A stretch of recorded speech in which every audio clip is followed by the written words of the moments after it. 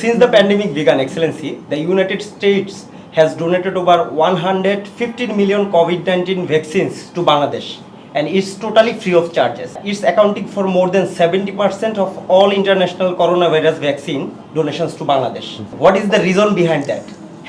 That is the question. So I think it's I think it's just one example of the partnership that we have between the United States and Bangladesh. And maybe it's just the most recent visible sign of that partnership. But the reality is that over the past 5 decades, we have contributed $8.1 billion in development assistance as a partner to Bangladesh. And this takes many different forms, both big and small. And so you give the example of the vaccines, where, as you said, we were the largest donor of vaccines to Bangladesh.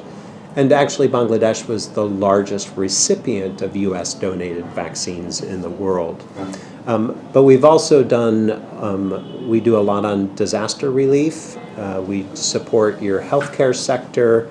We provide technical assistance to farmers so that they can be more productive. We do skills training. We work with your law enforcement and your judiciary. And we also work on a military-to-military basis. And then in addition to that, we're also the largest foreign direct investor here, the largest recipient of Bangladesh exports, and we have just a tremendous people-to-people relationship, I think evidenced most best by the number of students who go. So the vaccines, while an important thing and maybe more visible than a lot of the things we do, but just a part of that overall partnership that we have with Bangladesh. Complete respect for Bangladesh's foreign policy. As Sheikh Mujibur Rahman said, that Bangladesh is friends to all and has malice towards none. And the reality is, in this world, is that Bangladesh needs a relationship with every country in the world, whether it's China, whether it's Russia, whether it's the United States, whether it's India. No matter whom, Bangladesh has to have a relationship with them.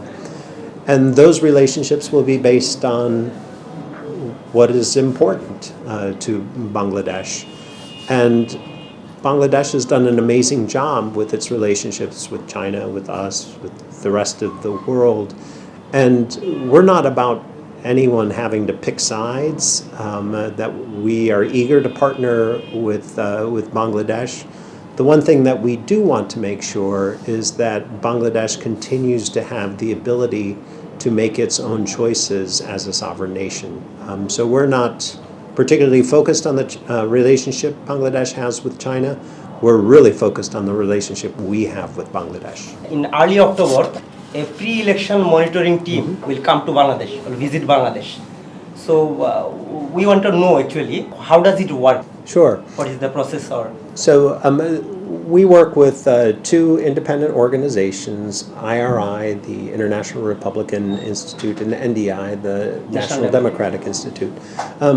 So bipartisan, they are independent, but they're professional at doing election assessments and observations. And so we're welcoming a team in early October, and they will come here, and they will have meetings with all of the stakeholders here in Bangladesh, from the government to the election commission, to political parties, to media, to civil society, to the security services, to law enforcement. And they'll be here to look at how well the elections are being prepared. They'll be looking at the context and sort of the overall environment for the elections. And then once they leave, they will deliver a report, a public report on their findings, and they will also then have a conversation and make a determination about whether or not to recommend that the United States send an international election observation mission for the time of the election itself. Especially U.S. State Department, Secretary Blinken, and you also, you are urging for that would suggest the election is going to be non-inclusive, because you are urging for inclusive election. So I think you're right. I think the formulation we usually use is free, fair, and peaceful. And we also refer to in accordance with international standards. I think the other thing that we frequently talk about is an election where the people of Bangladesh can choose their next government. We don't use inclusive as often maybe as some others, but within the context of our free, fair, peaceful, I think inclusive has two separate meanings that you can look at. One way you can look at it is, does every individual, regardless of where they live, what their religion is, what their sex is, do they have the ability to vote? And so that's inclusive. Are they able to exercise their constitutional rights? Their right to free speech, their right to assembly, and as I said, the right to vote and to have their vote counted. And then the second notion of inclusivity would be, do all political parties believe that they have an equal opportunity to campaign? And can all political parties be confident that if they get the most votes, that they will win the election? And so, as I said, we talk about more free, fair, peaceful, but the inclusive part is definitely there in that everyone can vote and everyone has a chance to compete level fairly. playing field before the election. Exactly. For all, right? Exactly. So, if the election excellency, if the election is Yeah, and you know I don't answer hypothetical questions. I think the reality is that if you look at the United States relationship with other countries all around the world, you will find that we have better, stronger, and more robust relationships with countries that are democratic than those that are not democratic. So, other than the commitments of the government and the election commission, have you seen any indication that the next election will not be a repeat of the previous two elections? I mean 2014 and 2018 elections? Right. So I think when we talk about elections, I think the really important thing to discuss is not the elections the day of and what happens then. It is about the entire electoral process and the entire democratic process. And as you mentioned, I have met with all parts of Bangladeshi society, with all of the political parties, with the election commission, with government officials, with law enforcement officials, with media, with civil society, and all of that. And what we always say is that each of them has a role to play, a critical role to play if there are to be free and fair elections starting today. And that if any one of them doesn't play their role, and then it's really hard to expect there to be free and fair elections. And so let me give you some examples. If, for example, any political party is not allowed to hold rallies, it's hard to imagine a free and fair election if they are prevented from having rallies. If newspapers... if they don't have freedom of association like that. Freedom of assembly, right? yes. Assembly. Similarly, if there's no freedom of media, if media outlets are under pressure not to report things or have to engage in self-censorship, and then it's hard to have free and fair elections. If law enforcement officials enforce laws on only certain parts of the society and not on others, it's difficult to have free and fair elections. When political parties or people gather, and sometimes the internet is cut off and sometimes it's not, it's hard to have free and fair elections.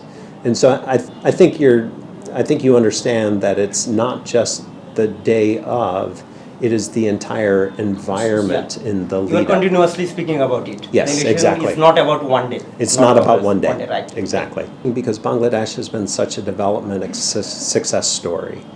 And that people are watching to see what happens going forward and whether that development success story can be continued.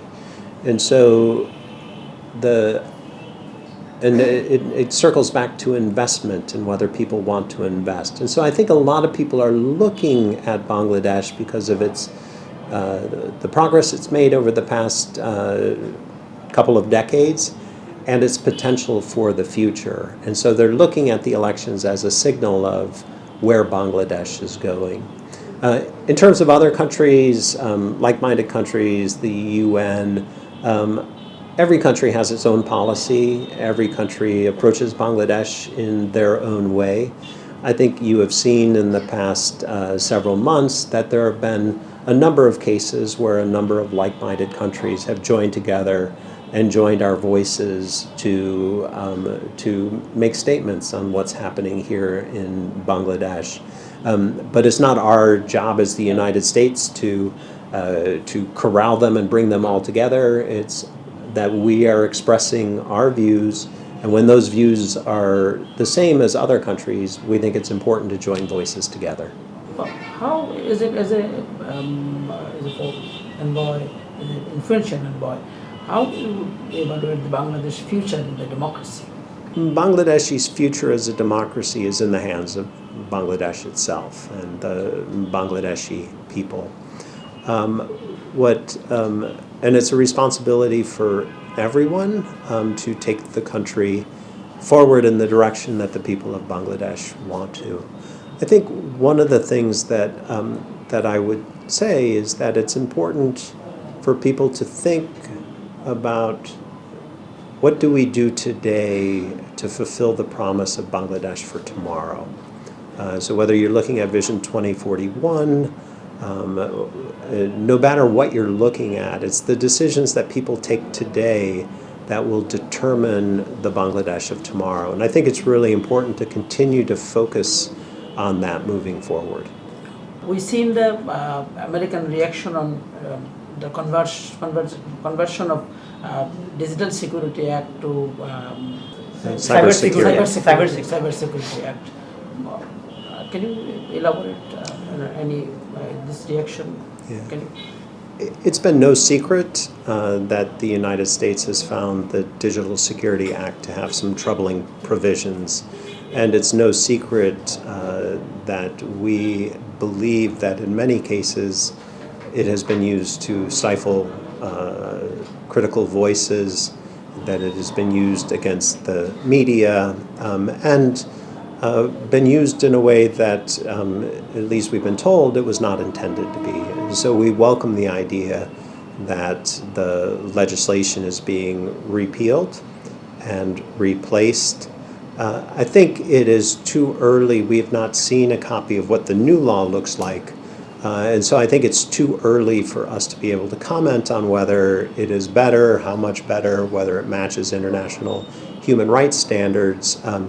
So we welcome the idea that the government is going to share the text, is going to seek comment on it, and that we hope to see that the Cyber Security Act going forward is one that strikes the right balance between freedom of speech and protection against criminal activity. Thank you so much. Thank you.